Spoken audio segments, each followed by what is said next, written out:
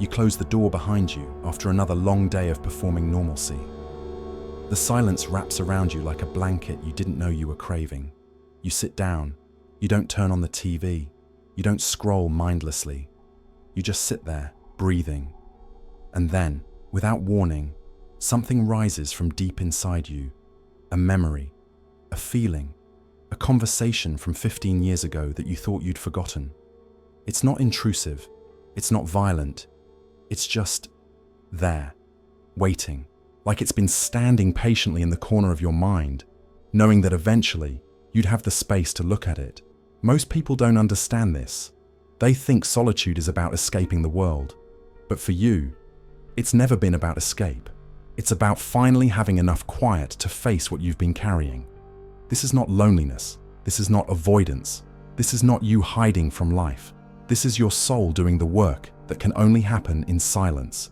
Carl Jung spent much of his life exploring what he called the inner work, the psychological labor of integrating the parts of ourselves we've buried, denied, or never had the safety to examine. He believed that solitude wasn't just beneficial for this work. It was essential because the noise of the world doesn't just drown out our thoughts. It drowns out our ability to feel what we've been running from. And you've been running for a long time, not because you're weak, but because the world never gave you permission to stop. Until now. There's a specific kind of person who uses solitude this way. They're not antisocial.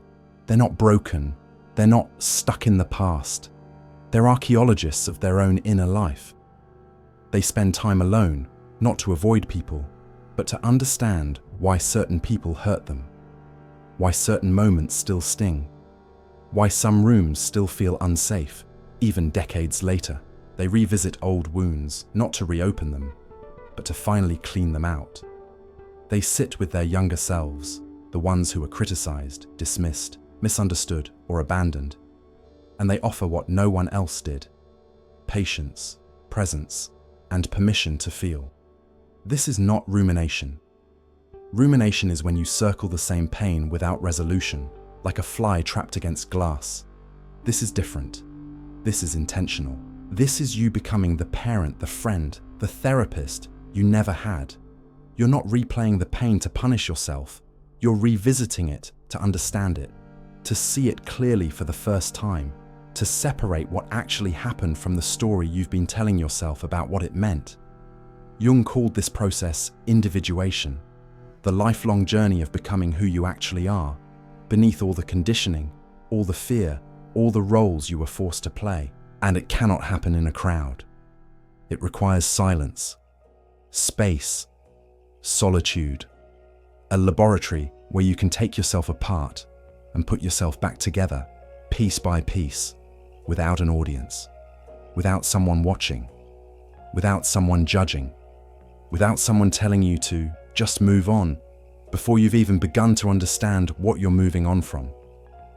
I spent years thinking something was wrong with me because I needed so much time alone. I'd go to therapy, I'd read the books, I'd try to get better.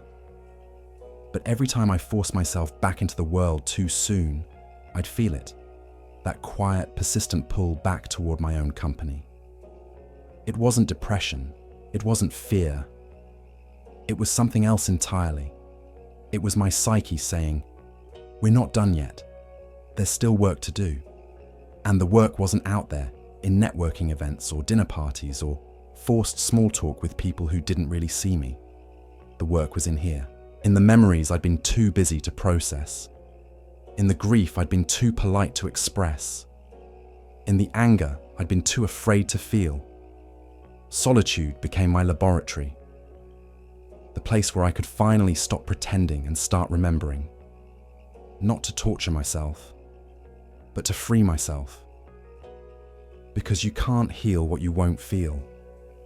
And you can't feel what you won't sit still long enough to notice. I learned that the hard way.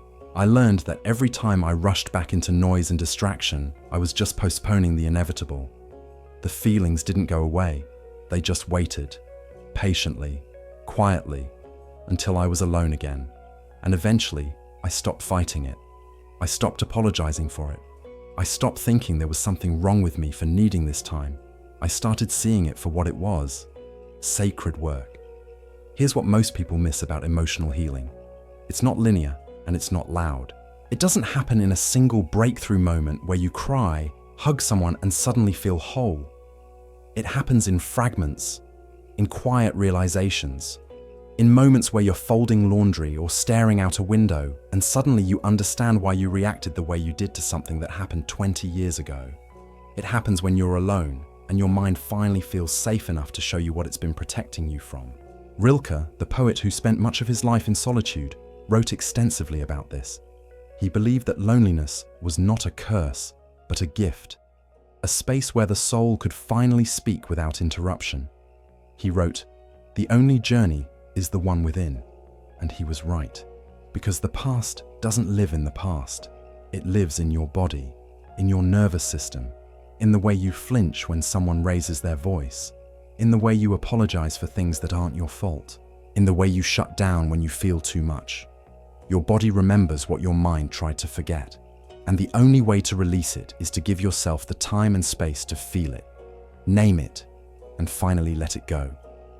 That requires solitude, not as punishment, as sanctuary. It requires you to stop running long enough to turn around and look at what's been chasing you. And when you do, you often discover it's not a monster at all. It's just a younger version of you, holding something heavy, waiting for someone to finally take it from their hands. There are layers to this work. The first layer is recognition. You start noticing patterns. Why you always feel anxious around certain types of people. Why you avoid conflict even when you're right. Why you feel guilty for taking up space. You see the same reactions showing up in different situations. The same tightness in your chest. The same urge to disappear. The same voice in your head telling you you're too much or not enough or fundamentally unlovable. The second layer is connection. You start linking those patterns to specific moments in your past. The teacher who shamed you, the parent who dismissed you, the friend who betrayed you, the relationship that taught you that love meant losing yourself. You don't do this to blame anyone. You do it to understand, to see the origin of the beliefs you've been carrying, to realize that the voice in your head that sounds like yours is actually an echo of someone else's judgment. The third layer is compassion. You stop blaming yourself for how you adapted. You see that younger version of you, the one who learned to be small, to be quiet, to be invisible, and you understand that they were just trying to survive. You weren't weak. You were smart. You read the room. You learned what was safe and what wasn't. You developed strategies to protect yourself from pain. And those strategies worked for a while. Until they didn't. Until the very things that once kept you safe started keeping you stuck. The fourth layer is integration. You take what you've learned and you start living differently. You set boundaries. You speak up. You stop apologizing for existing. You choose people who see you, not people who need you to perform. You start making choices based on who you are now, not who you had to be back then. And the fifth layer, the deepest one, is forgiveness. Not of the people who hurt you necessarily, but of yourself, for carrying it for so long, for thinking you were broken, for believing that needing time alone meant something was wrong with you. You forgive yourself for all the years you spent trying to be someone else, for all the times you said yes when you meant no, for all the moments you abandoned yourself to keep someone else comfortable. Jung believed that this process, this descent into the inner world, was the most important work a person could do. He called it making the unconscious conscious. And he said that until you do it, the unconscious will continue to run your life and you will call it fate.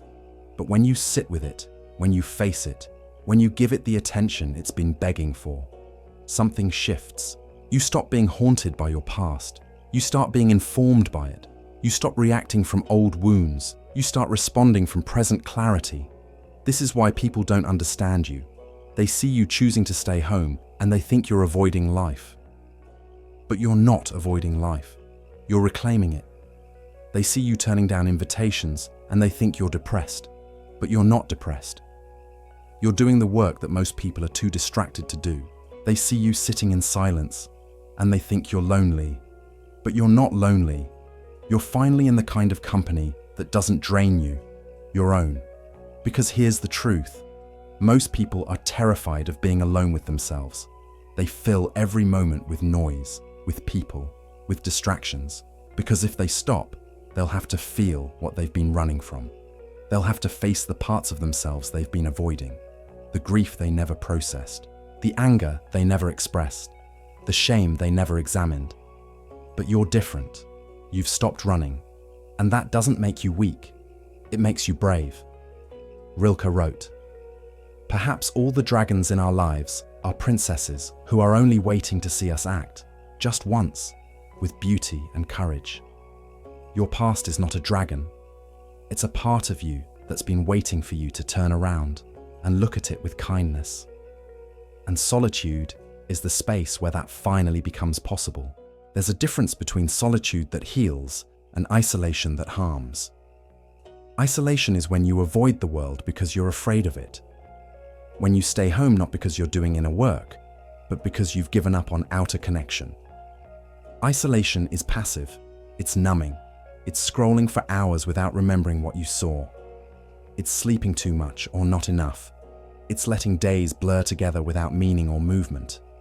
Solitude, on the other hand, is intentional. It's chosen.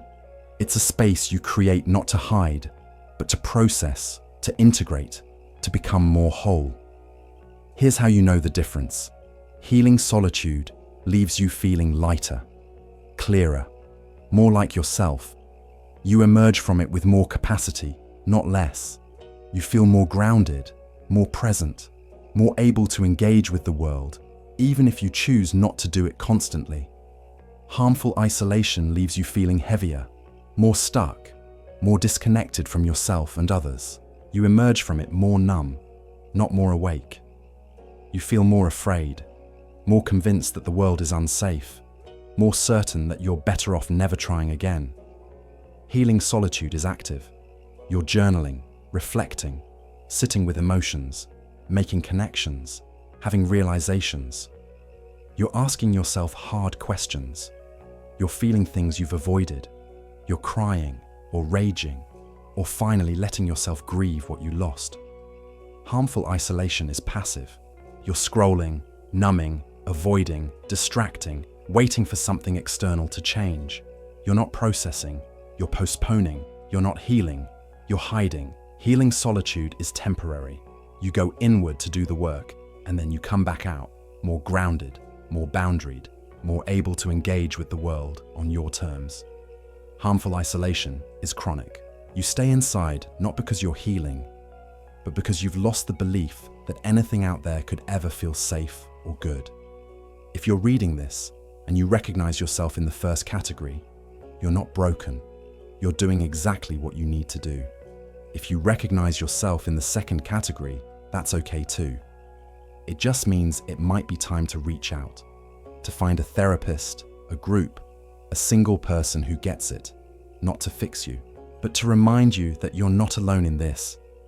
Because healing doesn't always happen in solitude. Sometimes it requires witness. Sometimes it requires another human being to sit with you in the dark and say, "I see you, and you're not too much, and you're not broken." So what does it actually look like to use solitude as a laboratory for healing? It starts with permission. Permission to stop pretending you're fine. Permission to feel what you've been avoiding. Permission to take as long as you need. Then it requires presence. You sit with yourself. You don't distract. You don't numb. You let the feelings come. You let the memories surface. You don't judge them. You just notice them. You might journal. You might cry. You might stare out the window for an hour. You might talk to yourself out loud, like you're talking to that younger version of you who needed someone to listen. You ask yourself questions. What was I feeling back then that I couldn't express? What did I need that I didn't get? What did I learn about myself, about people, about the world that's no longer true?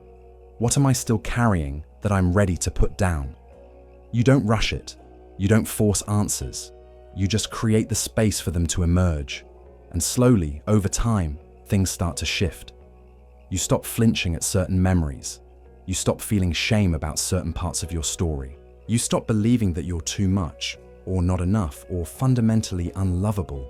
You start seeing yourself as someone who survived, who adapted, who did the best they could with what they had.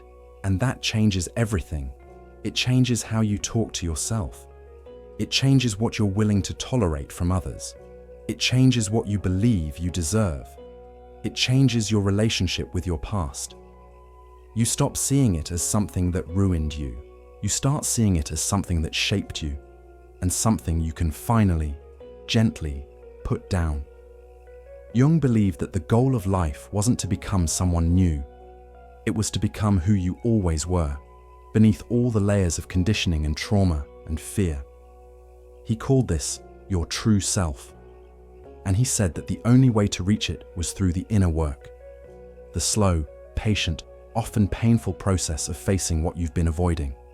Most people never do this work. They live their entire lives on the surface, performing roles, meeting expectations, avoiding discomfort. But you're not most people. You've always known there was something deeper, something truer, something that could only be found in the quiet. And now you're finally giving yourself the space to find it. This is not weakness. This is not avoidance. This is not you failing at life. This is you doing the most important work a human being can do, becoming whole. There will be people who don't understand. They'll ask why you need so much time alone. They'll worry that you're isolating. They'll try to pull you back into the noise before you're ready. And you'll have to make a choice. You can explain yourself if you want. You can tell them that you're not hiding, you're healing, that you're not avoiding life, you're preparing to live it more fully. Or you can simply say, I need this right now. And trust that the people who truly love you will respect that, even if they don't fully understand it. Because the truth is, not everyone will get it. And that's okay. This work isn't for them. It's for you. And the version of you that emerges from this laboratory, the one who's faced their past, integrated their pain, and learned to hold themselves with compassion, that version will be stronger, clearer, and more capable of real connection than you've ever been before. Not because you've become someone new, but because you've finally become yourself. Rilke once wrote, "The work of the eyes is done. Go now and do the heart work on the images imprisoned within you." That's what you're doing. Heart work, soul work, the kind of work that can't be rushed, can't be outsourced, and can't be done in a crowd. It requires solitude. It requires silence. It requires the courage to turn inward when the whole world is screaming at you to look outward. And you have that courage. You've always had it. You've just been told your whole life that it was something to be ashamed of. But it's not. It's your greatest strength. Because while everyone else is running from their past, you're sitting with yours. You're listening to it. You're learning from it. And that's how you heal. That's how you grow. That's how you become the kind of person who doesn't just survive life, but actually lives it on your own terms, in your own time, in your own quiet, powerful way. So the next time someone asks why you need so much time alone, you can tell them this: you're not hiding. You're not broken. You're not stuck. You're in your laboratory, and you're doing the most important work of your life. You're healing the past, so you can finally, fully step into the present. And that's not something to apologize for. That's something to honor.